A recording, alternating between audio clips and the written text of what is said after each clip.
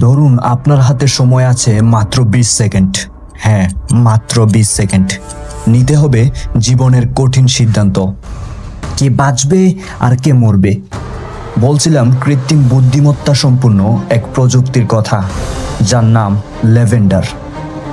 এটি ব্যবহৃত হয় মানুষকে টার্গেট হিসেবে চিহ্নিত করতে, যেখানে মেশিনের চোখে মানুষ আর মানুষ নয়, শুধুই ডেটা আর প্রবাবিলিটি। আমরা কি প্রস্তুত সেদিনের জন্য যেদিন সিদ্ধান্ত নিবে কৃত্রিম বুদ্ধিমত্তা? ইতিহাস সাক্ষী, প্রত্যেক নতুন প্রযুক্তি যুদ্ধের নিয়ম বদলে দিয়েছে। আজ সেই নিয়ম বদলাচ্ছে এআই এর হাতে।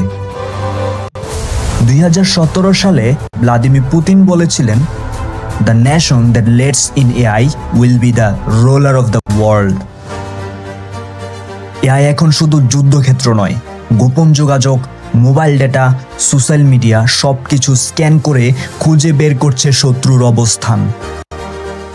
অ্যাপিএর রিপোর্টে দেখা যায় সামরিক মহলে এআই সহায়ক সিস্টেম এবং ড্রোন ব্যবহারের পরিসর ব্যাপক হারে বেড়েছে। রাশিয়া ইউক্রেন যুদ্ধে প্যালান্টির এআই মুহূর্তের মধ্যে শত্রুর অবস্থান বের করে টার্গেট লক করছে। প্যালান্টির এআই হলো এক উন্নত তথ্য বিশ্লেষণ প্ল্যাটফর্ম, যা গোয়েন্দা তথ্য প্রক্রিয়াকরণ ও যুদ্ধক্ষেত্রে দ্রুত সিদ্ধান্ত গ্রহণে ব্যবহৃত হয়। এছাড়াও গাজার আকাশের নিচে ল্যাভেন্ডার গোস্পেল নামের এআই প্রযুক্তি শত্রু শনাক্ত করে আক্রমণের নির্দেশ দিচ্ছে স্বয়ংক্রিয়ভাবে।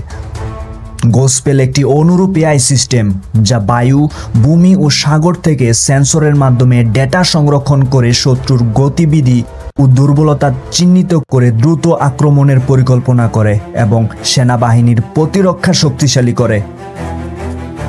হ্যাঁ, এআই যুদ্ধে শুধু আক্রমণই নয়, সৈন্যের জীবনও রক্ষা করে। কিন্তু এর আড়ালে লুকিয়ে আছে এক গভীর প্রশ্ন। যখন মেশিন জীবনের মূল্যায়ন করবে, তখন মানবতা কোথায় দাঁড়াবে? ডক্টর স্টুয়ার্ট রুসেল স্পষ্ট বলেছেন, যদি আমরা জীবন মৃত্যুর সিদ্ধান্ত মেশিনের হাতে ছেড়ে দেই, তাহলে আমরা নিজেরাই আমাদের মানবতা হারাবো।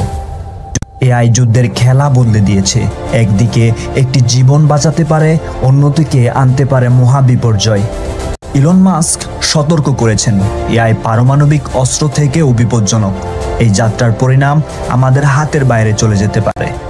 যদি সবকিছু নিয়ন্ত্রণ একটা মেশিন নিয়ে নেয়, তাহলে মানুষ কেবল থাকবে অপর প্রান্তে থাকা বোতামের একটা টার্গেট মাত্র।